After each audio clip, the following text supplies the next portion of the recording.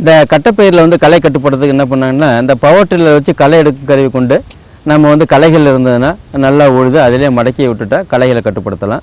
அப்படி இல்லைன்னா கட்டைப்பயிரில் வந்து இடையில் வந்து ஊடுபயிர் சாகுபடி பண்ணலாம். ஊடுபயிராக வந்து நம்ம உளுந்து, பாசிப்பயிறு, காராமணி, சோயா மச்சை போன்ற பயிர் வகை பயிர்களை வந்து நம்ம சாகுபடி பண்ணலாம். இதனால் வந்து களைகளும் வெகுவாக கட்டுப்படுத்த முடியும்.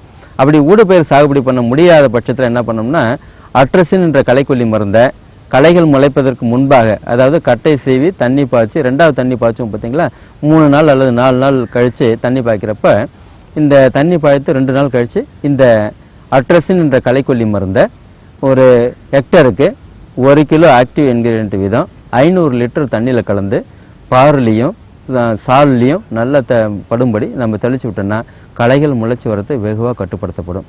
இந்த களைகள் வந்து பார்த்திங்கன்னா பெரும்பாலும் இந்த அகன்ற இலை களைகளை வந்து கட்டுப்படுத்திடும். இது இல்லாமல் இந்த அருகு, கோரைகள்லாம் பழையபடியும் முளைச்சி வரும்.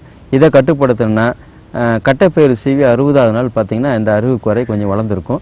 அந்த மாதிரி சமயத்தில் என்ன பண்ணோம்னா, கிளைஃபோசேட்டுன்ற மருந்தை 1 லிட்டர் தண்ணிக்கு 10 மில்லியும் 10 கிராம் வந்து அம்மோனியம் சல்ஃபேட்டையும் நல்லா கலந்து நம்ம வந்து வெயில் நேரத்தில் தெளிக்கிறப்ப இந்த அருகும் கோரையும் நம்ம ஓரளவு கட்டுப்படுத்தலாம்.